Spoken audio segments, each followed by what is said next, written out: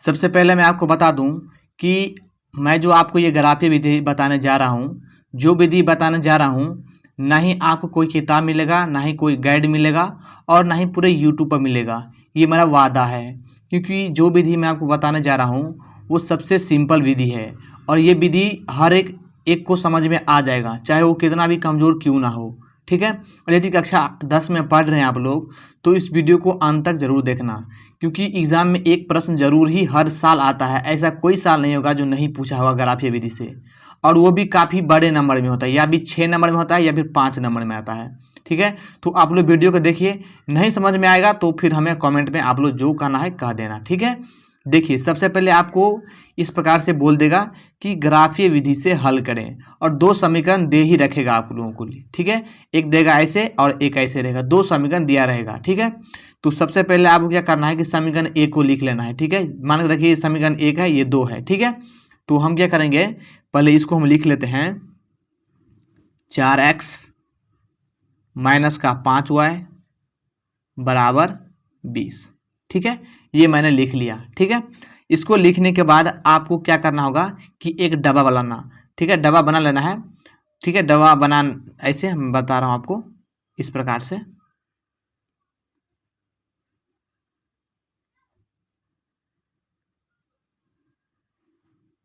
इसको हम 6 पार्ट करेंगे, 1 2, ये 6 को डब्बा हो गया, 1 2 3 4 5, ये 6 हो गया। ठीक है। इसमें हम अब एक्स वाई का मान रखेंगे, यहाँ पर एक्स रखेंगे और यहाँ पर वाई रखेंगे। एक बार हम एक्स का 0 लेंगे, ध्यान समझिएगा, फिर वाई का हम एक बार 0 लेंगे। ठीक है। अब इसका नियम क्या होता है, ध्यान समझिएगा आप लोग।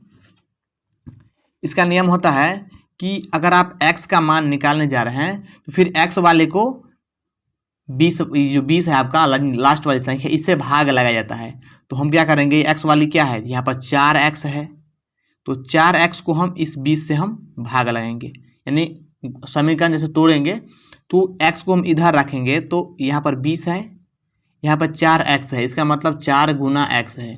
तो जब 4 गुना में है तो इस तरफ जाएगा तो ये भाग में हो जाएगा।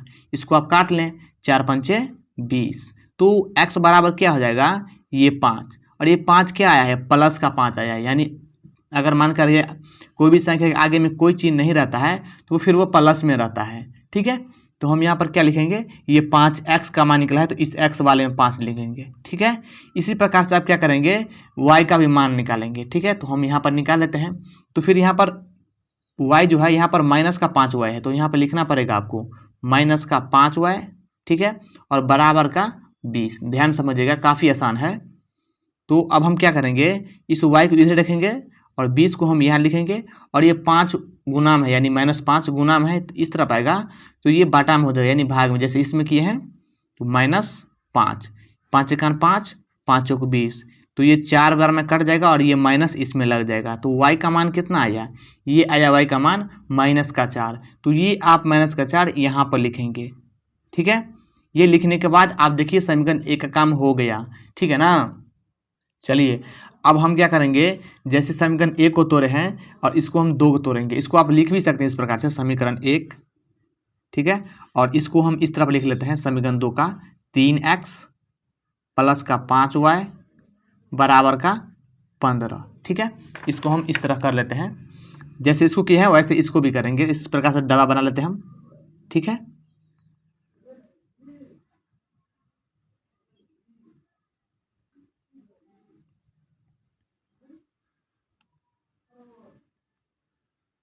एक x हो जाएगा, एक y हो जाएगा। ठीक है। फिर हम इस बार में इसको हम एक 0 रखेंगे और यहाँ पर भी एक 0 y में रखेंगे। ठीक है। जैसे उसमें किया भागा लगाएं, उसको भी हम ऐसे ही करेंगे।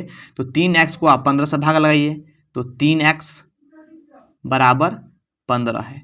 तो x बराबर 15/3, 3 पंचे 15, यानी 5 बार में एक कट जाता है। वैसे भी आप मतलब पहाड़ा करके भी कर सकते हैं, जैसे 3 पंचा 15, तो 5 ऐसे भी लिख सकते हैं। और यहाँ पर प्लस है तो प्लस प्लस ही होता है। यहाँ पर देख सकते हैं, यहाँ पर डायरेक्ट प्लस में 5 आया है। तो अब हम क्या करेंगे, y का मान निकालेंगे।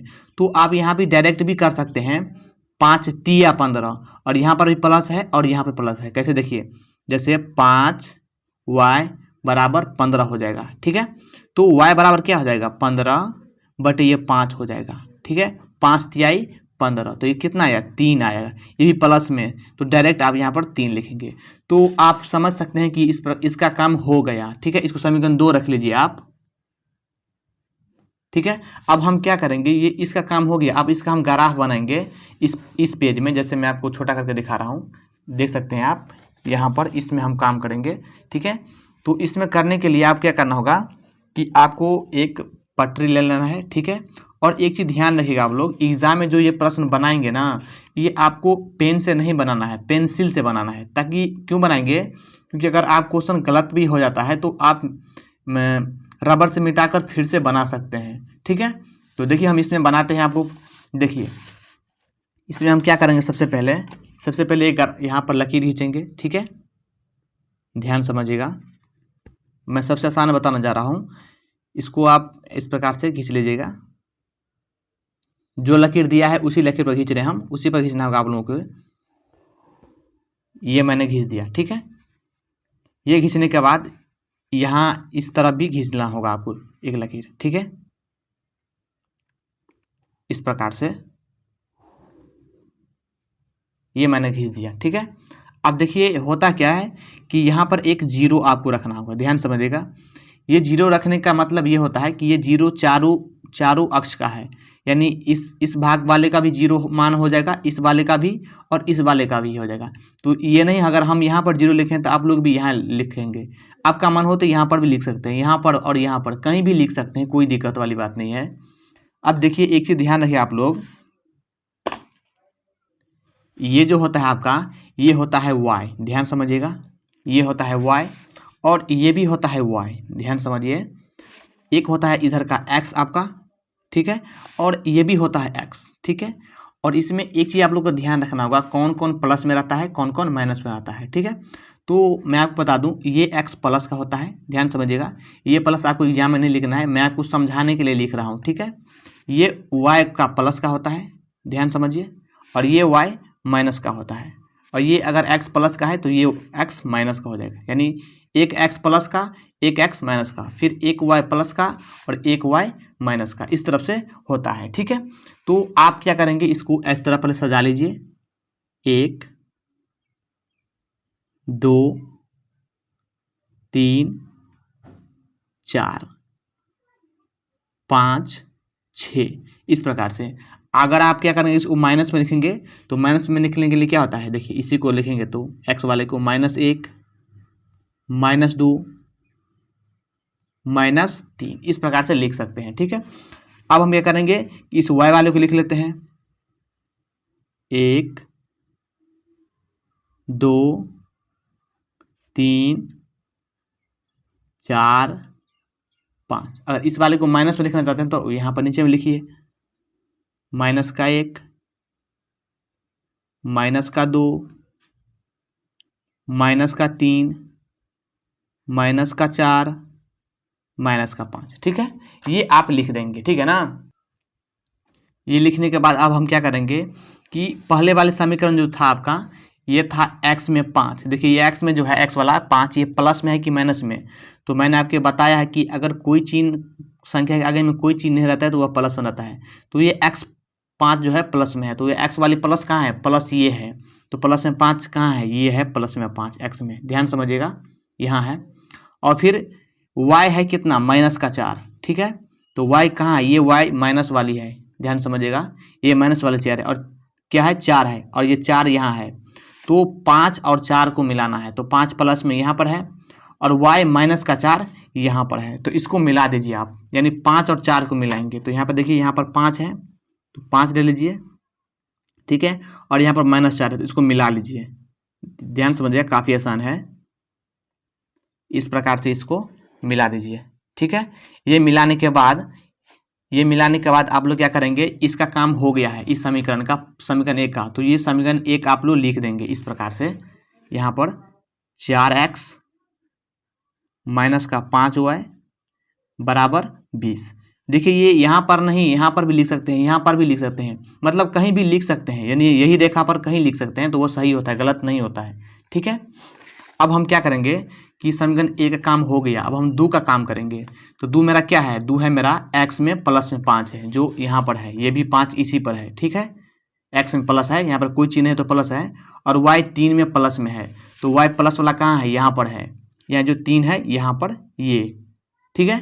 तो इस 3 को और इस 5 को मिला जाएगा, क्योंकि आप देख सकते हैं एक्स में 5 प्लस में है और वाई 3 में प्लस में है, तो 5 और 3 को मिला जाएगा। तो हम क्या करेंगे, इस 5 को और 3 को मिला लेंगे। तो मिला लीजिए फिर आप, तो यहाँ पर लिख सकते हैं आप, इसको मिला सकते हैं इस प्रकार से। तो फिर ये मैंने मिला दिया। अब जो समीकरण काटे हैं आप उस समीकरण लिख लीजिए। यहाँ पर जो समीकरण है 3x + 5y = 15, तो इसको भी यहाँ पर लिख लीजिए 3x + 5y = 15। तो आप देख सकते हैं कि ये बन चुका है, ठीक है, और कुछ नहीं करना चाहते हैं। और आप x y का मान लिखना चाहते हैं तो लिख सकेंगे। कैसे, देखिए यहाँ पर लिखेंगे x एगो y। देखिए x जो है ये x कितना पर, ये 5 पर कटा है, ध्यान समझिएगा। x बराबर कितना हो जाएगा, ये 5 बराबर हो जाएगा। क्यों हो जाएगा, क्योंकि देखिए ये x पर ये 5 कटा है, ठीक है, और y बराबर 0 हो जाएगा। क्यों हो जाएगा 0, क्योंकि y, ये दोनों जो y है एक ही संख्या पर कटा है, ध्यान समझिएगा।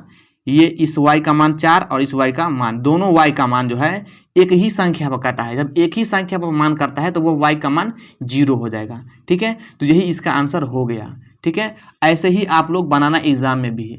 आई होप कि आप समझ गए होंगे, और ये वीडियो आपको अच्छा लगा हो तो फिर हमें चैनल को लाइक करना, और पहली बार आए हैं तो सब्सक्राइब जरूर करना, क्योंकि ये चैनल आप लोगों के लिए बहुत काम आने वाली है। मिलते हैं अगले वीडियो में, तब तक जय हिंद।